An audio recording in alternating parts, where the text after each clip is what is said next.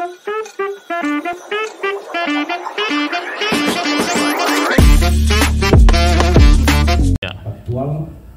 karena saya memang dari dulu terbiasa seperti itu ya. Jadi proses-proses perjalanan saya misalnya di Papua dan tempat-tempat yang lain di Sulawesi terkait dengan investasi, meskipun mungkin selama ini saya lebih banyak fokus melihat investasi pertambangan ya. Kita lihat misalnya dampak-dampaknya di Papua, kemudian di Sulawesi Tenggara misalnya di Kolaka, kemudian di Sulawesi Tengah di Morowali, kemudian di Sulawesi Selatan juga banyak hal yang terjadi ya. Nah tentu menurut saya ini semua tidak terjadi begitu saja ya. Ini merupakan satu proses menurut saya.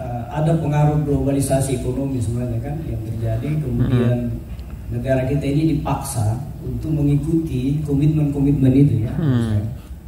Nah tentu terkait misalnya kebutuhan bahan baku mineral, kebutuhan secara internasional. Contoh saja misalnya nikel kan.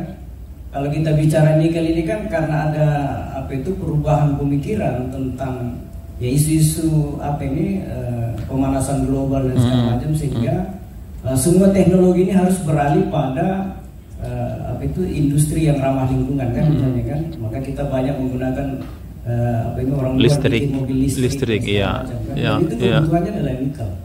Tetapi pernahkah kita berpikir bahwa pengaruh global ini secara ekonomi kemudian ini memberikan dampak terhadap wilayah-wilayah kita yang kaya akan mineral nikel tadi kan? Ini menurut saya adalah satu, artinya saya menganggap bahwa negara kita ini juga menjadi salah satu korban kan dari globalisasi itu. Tetapi di sisi lain bahwa ternyata negara kita ini kan dianggap juga masih negara yang kemiskinannya cukup tinggi misalnya kan. Kita membutuhkan pertumbuhan ekonomi, investasi, segala macam ya. Nah menurut saya ini ada dua hal memang yang menjadi beban pemikiran kita kan. Kita membutuhkan peningkatan kesejahteraan. Di sisi lain sumber daya alam kita akan terganggu misalnya dengan apalagi namanya aktivitas industri yang ekstraktif misalnya, seperti pertambangan.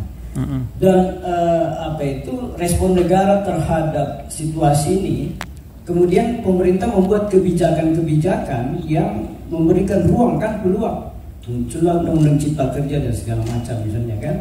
Artinya bahwa semangat kebijakan ini lebih kepada investasi.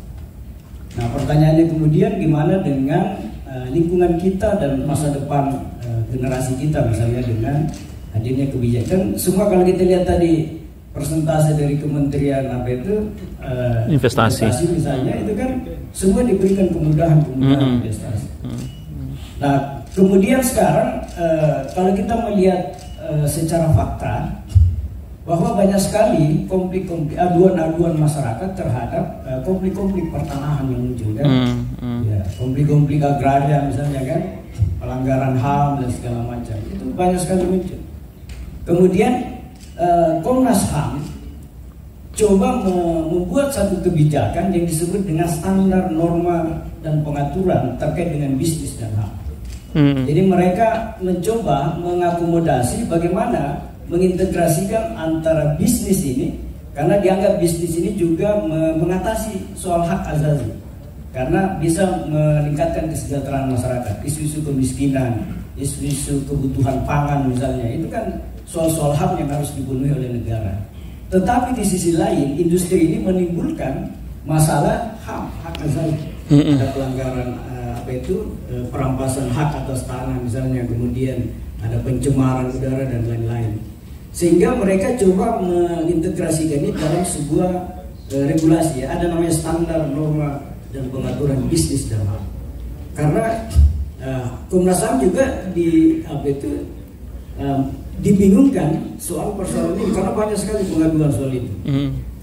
Nah kemudian juga di sisi lain ketika kita bicara kebijakan soal investasi tambang, memang ada ada disparitas ya kewenangan di situ karena didominasi oleh pemerintah pusat. Ya, dominan pemerintah pusat ya. Nah cenderung pemerintah daerah ini menjadi ya mau tidak mau menerima dan bahkan menjadi penonton.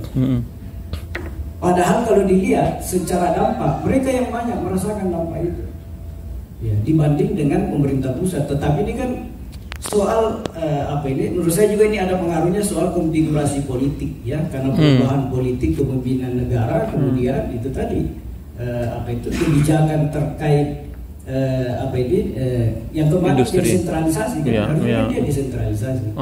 Meskipun jalan tengahnya itu diambil pada beberapa regulasi tentang pertambangan, bahwa ada celah-celah pemerintah daerah bisa masuk dengan itu tadi, ada divestasi saham kan. Ya, artinya perseroda provinsi kemudian kabupaten itu bisa masuk sebagai pemegang saham di industri pertambangan kan, dan itu terjadi misalnya seperti di Vale, kemudian di tempat yang lain kan, di selain perusahaan nasional, kemudian provinsi dan kabupaten itu rame-rame bikin perusahaan pertambangan kan, seperti di Luhut Timur ada perusahaan tambang dan segala macam. Nah, menurut saya yang mungkin kita harus, karena ini sesuatu yang terjadi secara faktual ya, yang kita rasakan di lapangan, maka ya tentu kita harus bisa menemukan jalan tengah terhadap perbedaan dua hal ini ya, soal investasi untuk kesejahteraan, kemudian mencegah terjadinya konflik-konflik sosial dan pencemaran lingkungan.